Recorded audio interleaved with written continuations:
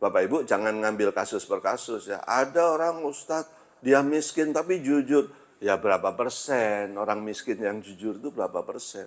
Orang kaya aja yang korupsi masih banyak. Nah ini. Apakah Islam menyuruh seperti itu? Supaya peranata sosial bagus, ada ayatnya. Wala tabghil fasada fil ard. Jangan suka membuat kerusakan di muka bumi. Kembali ke Al-Qasas tadi, ayat 77. Cuma selama ini banyak ustadz menafsirkan itu hanya kerusakan fisik. Padahal itu di dalam tafsirnya termasuk kerusakan peranata sosial.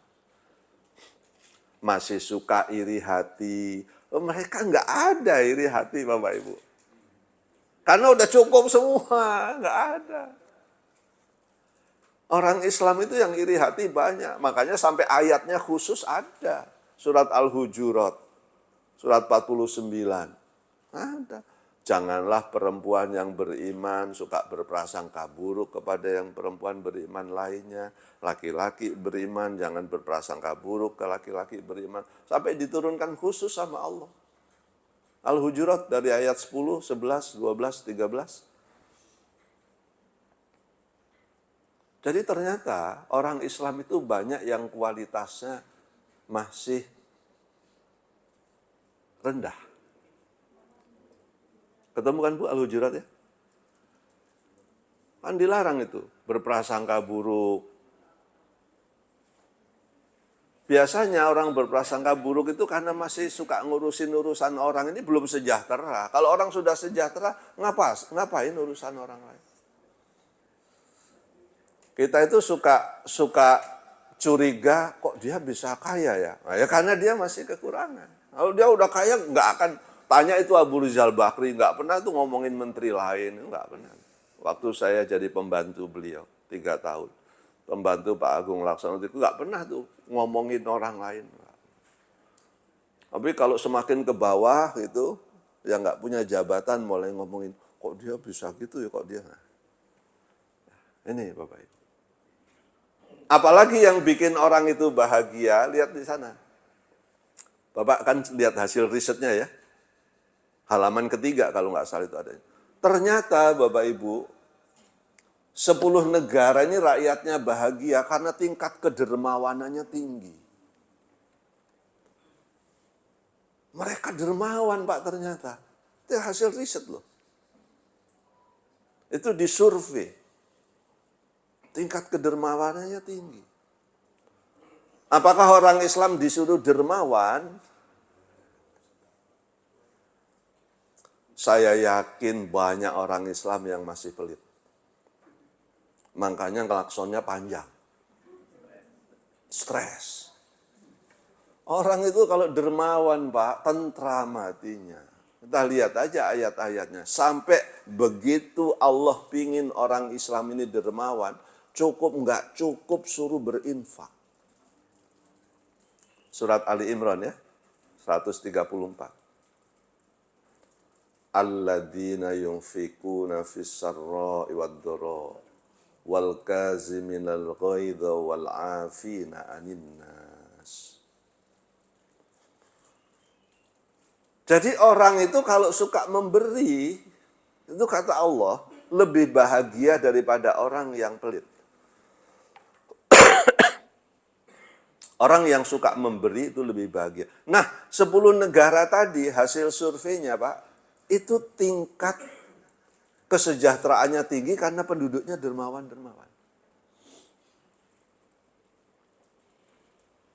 Orang kalau dermawan itu berkahnya juga tambah tinggi. Lihat aja surat Al-An'am. Surat 6 ayat 160.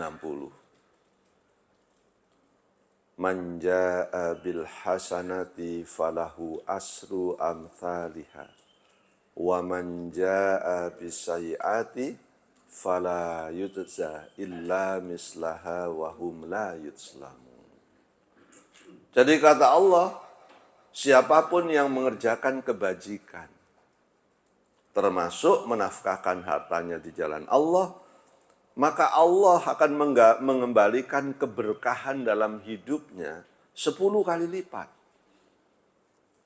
Nah ini kan berarti di rumah anak-anak kita itu perlu role model. Perlu teladan, perlu contoh. Dari kecil selalu lihat bapak ibunya itu suka nolong orang. Kalau ke masjid, bismillahirrahmanirrahim. Begitu lihat orang berkurangan, sayang ini nak kasih nak, jangan lupa ya baca basmalah. Ini Pak, dari kecil, role model. Karena anak-anak itu cuma pembiasaan kok, nggak perlu. Maka saya heran kalau ada orang tua katanya sibuk didik anak. Enggak, anak itu cuma butuh contoh dari kecil. Anak kita itu kan kerjaannya berantem, karena lihat bapak ibunya kerjaannya berantem dari kecil. Anak kecil tuh kalau lihat bapaknya selalu manggil mama, sayang sini. Dia sayang sama orang. Dia itu mereplika aja, mencontoh, meniru. Parenting. Copy paste aja. Makanya heran saya kalau ada orang tua murid cerita, anak saya ini males Pak, belajar nggak. Pernah nggak lihat bapak ibunya baca setiap hari di depan dia dari kecil? Gitu aja. Anak-anak itu kalau lihat bapak ibunya dari kecil baca kerjanya, dia juga akan cari majalah. Majalahnya siapin dari kecil. Pilihannya banyak, jangan cuma 3. Tiap hari itu aja, ya nggak tertarik. Coba belikan buku yang banyak, taruh di meja, biar aja berserakan. Saya waktu pergi ke Skotlandia, 8 hari. Saya pergi ke ruang seorang profesor, ruangannya besar. Saya heran, bukunya berantakan di mana-mana. Rupanya dia bilang, saya memang begitu duduk di sini bukunya ada, duduk di sana ada, duduk di mana. Saya pergi ke rumah Profesor Nababan dulu, profesor saya di Pulau Mas. Saya masuk perpustakaannya. Di perpustakaan ada tempat tidur yang nyaman. Ruangannya ber-AC. Emang hobinya baca. Gimana anak kita mau pinter, bapaknya aja nggak pernah baca. Ibunya nggak pernah baca. Nggak ada role model, nggak ada yang dilihat sehari-hari. Ada orang Islam pingin anaknya rajin ke masjid. Lah bapaknya ke masjid itu setelah pensiun. Nggak dari anaknya kecil diajak ke masjid. Role model.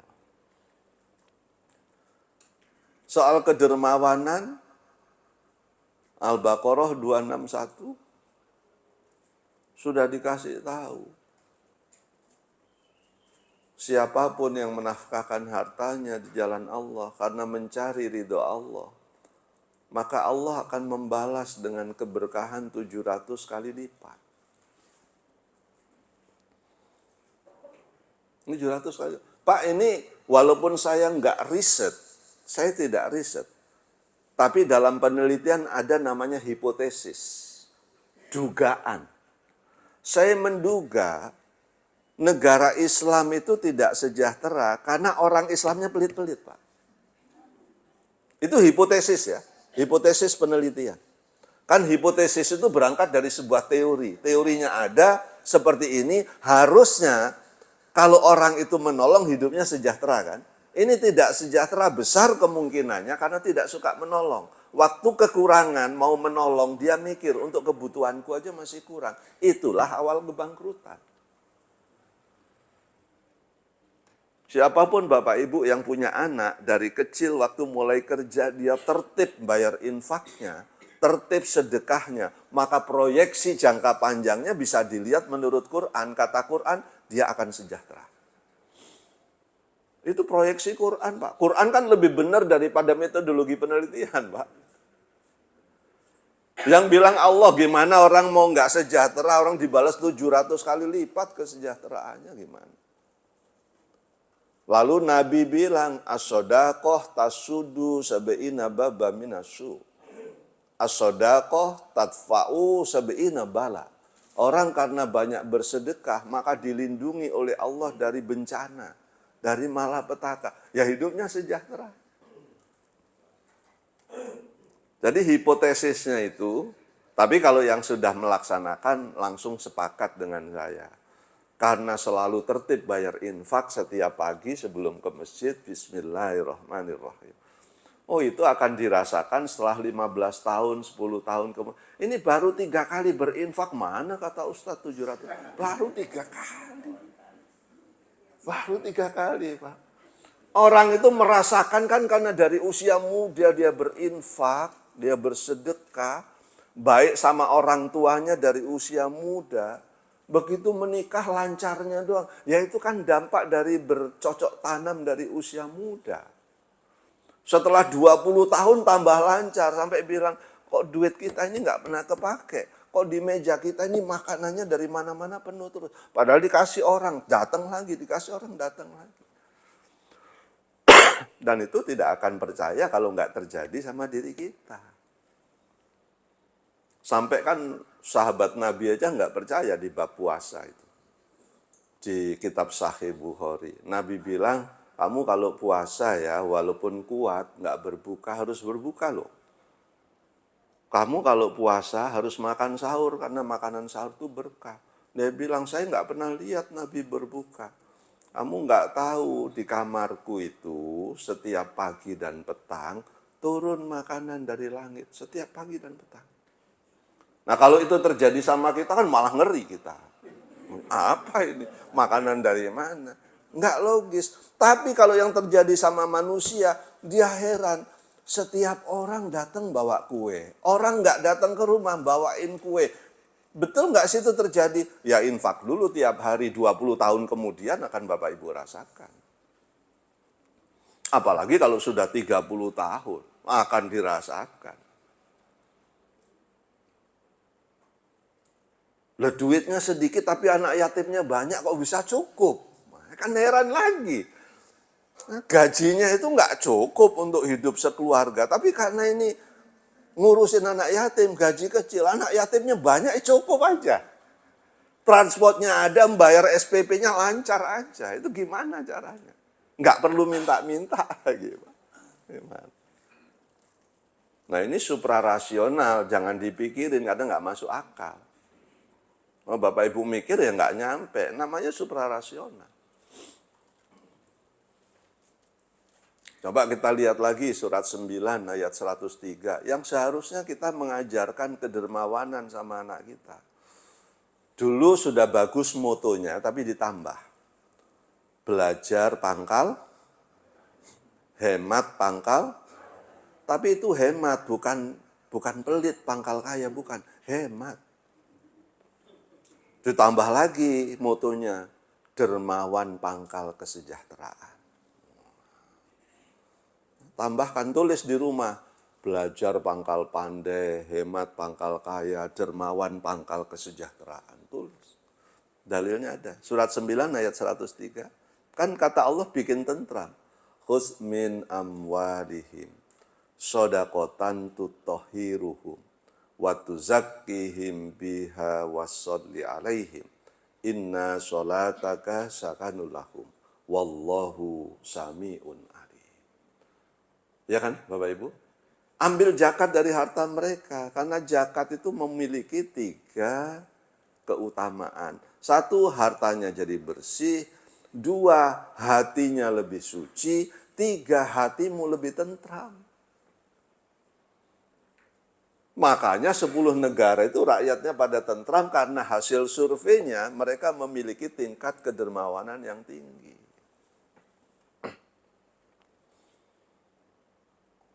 Berikutnya indikator kebahagiaan apa di hasil surveinya? Tingkat korupsinya rendah. Negara itu, Pak.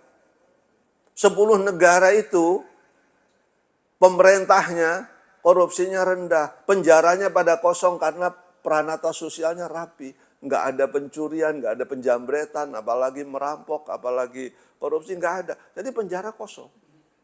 Rakyat bahagia. Kita hitung yang ketahuan ya. Kita mulai dari Panji Gumilang lah.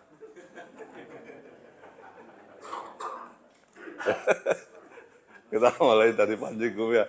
Kita akumulasi. Tambahkan korupsi di Kominfo, 8 triliun. Tambahkan di PTP Sumatera Utara. Ngikuti nggak? Selama 19 tahun kalau nggak salah, itu di atas 100 triliun. Korupsinya. Itu baru Sumatera Utara saja. Bagaimana yang Sumatera Selatan, bagaimana yang Kalimantan, Bapak Ibu, yang seharusnya mungkin sekarang ini kuliah di Indonesia harusnya sudah nggak bayar. Loh ini kan harus diawali dengan mereka nggak sholat ke masjid. Finlandia itu kalau Bapak Ibu baca bukunya, mengajarkan kejujuran baru 20 tahun yang lalu. Berhasil. Orang Islam ini di Indonesia masuk ke Demak, masuk ke mana, Wali Songo itu tahun berapa? Kok nggak berhasil? Ternyata sudah diketahui oleh penjajah Belanda bahwa orang Indonesia itu kepribadiannya suka disogok, suka korupsi. Ini kepribadian orang Indonesia. Jadi mengubahnya dari mana Ustadz? Dari rumah kita. Rumah kita. Kita ini mau mikirin orang lain, rumah tangga kita aja masih berat. Dari rumah kita saja sudah. Bagaimana anak-anak kita ini jangan dibegini. Maka orang tuanya jangan ukuran kebanggaan terhadap anaknya. Kamu kalau udah umur 30 gajinya 2 digit, 3 digit. Wah, nanti anak kita mulai nyari cara untuk membanggakan orang tuanya dengan mencuri. Harus dari kecil, sayang kamu gaji kecil nggak apa-apa. Bapak bangga, yang penting kamu jujur. Begitu gajian bayar infak. Gitu. Dari kecil.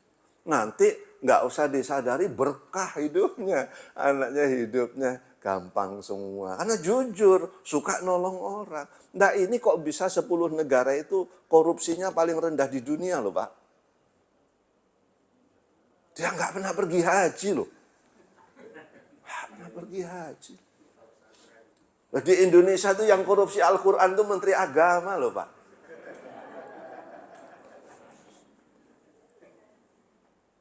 Yang menyelewengkan dana zakat yatim itu ketua yayasannya, Panji Gumilang lagi. Pak ini bagaimanapun Ibu, ya ini kan jadi PR kita, tantangan kita. Bagaimana coba bayangkan tadi, kesejahteraannya tinggi, kejahatan di luar hampir nol. Kejahatan di luar ya, nggak ada penjambretan, penculikan, apalagi sampai jual ginjal. Jual ginjal orang Indonesia itu paling tinggi loh. Yang sudah ngaku ya, di atas ratusan orang, satu ginjal itu cangkuk harganya 120 juta. Jualnya kemana? Ke Kamboja. Malu-maluin kita. Kenapa jual ginjal? Kan karena miskin kan? Prostitusi itu, saya ngomong keras nih. Prostitusi itu hasil risetnya. Itu berasal dari negara-negara miskin. Dari Brebes banyak, Indramayu. Karena pendidikannya rendah. Yang Bapak Ibu dari Indramayu nggak usah malu. Kan bukan Bapak Ibu. Sopir taksi yang antar saya dari Brebes langsung saya ingat. Brebes itu janda mudanya paling tinggi di Indonesia. Saya ngomong begini, ibu-ibu nggak usah sakit hati. Justru ibu terima kasih sama saya. Kenapa? Kalau suaminya izin bersepeda ke Brebes, ikut. Jangan dibilang. Jangan ibu hanya diolehi telur asin, udah seneng banget dipikir suamiku perhatian. Nah perhatian dari mana? Ngapain bersepeda ke Brebes? Coba. Ini riset loh, bukan asal ngomong. Karena apa? Tingkat pendidikannya sangat rendah. Bapak Ibu, ini data saya ngomong karena saya pendidik. Orang Indonesia itu kalau di rata-rata Pak, Ibu, pendidikannya belum lulus SMP. Antara jumlah doktor, master, sarjana, lulusan SMA, SMP, SD, tidak sekolah. Kalau di rata-rata jumlah penduduknya itu belum lulus SMP. Maka Bapak Ibu nggak perlu heran nanti nanya kepada saya, kok Israel sembarangan sama Palestina? Israel sudah makmur, kekayaannya tinggi, sementara orang Islam karena miskin-miskin, nggak punya harga diri, nggak ada yang berani kita tentang Israel. Orang Islam tuh masih banyak minta bantuan ke Amerika, masih minta bantuan ke Jerman, gimana mau berwibawa? Dari sana pikiran kita. Kenapa nggak ada yang berani menentang Israel habis-habisan? Kalau kita ekonominya sudah tidak bergantung ke negara lain, akan tegas. Kita ini masih butuh pinjaman IMF. Jadi saya ngomong, dari mana mulainya? Dari keluarga kita. Tadi bagaimana? Berkecukupan, keamanan tinggi, sehat-sehat, dermawan, korupsinya rendah, lalu kualitas keluarganya seperti Al-Furqan 74. Surat 25, udah 6:15 ya. Tapi kan mau ke Raja Wali Pak ya. Nah, jadi nggak perlu buru-buru saya. Nggak perlu buru-buru. Habis ini kita istirahat dulu. Habis dari Raja Wali baru pengajian lagi. Ya, habis ini kita istirahat dulu. Satu orang kalau ke Raja Wali itu saya lihat yang pas itu minimal 50.000. Kalau 20.000 itu makannya irit-irit. Nggak bisa nambah lupis, nggak bisa nambah bubur kampiun. Habis makan pical cukup. Picalnya aja 22.000. Lupis 1 biji 7.000. Bubur. Kok hafal? Ya karena 3 hari belakangan saya ke situ tiap hari. Jadi hafal. Kalau sop iganya lebih mahal lagi. Nah, Bapak Ibu, kita harusnya lebih sejahtera dari mereka karena apa?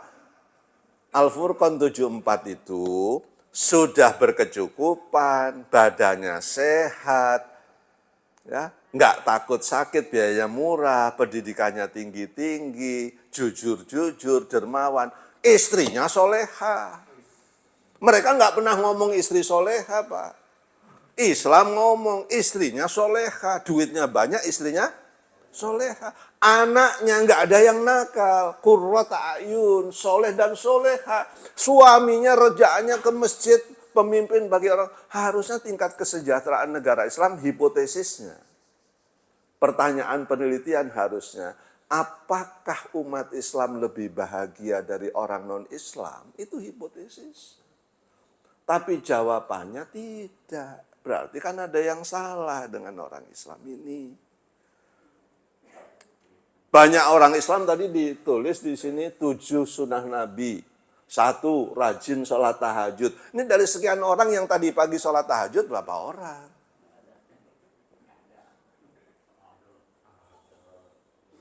Rajin sholat duha, ada di situ. Oh, taksi saya sudah datang, berarti saya harus berhenti.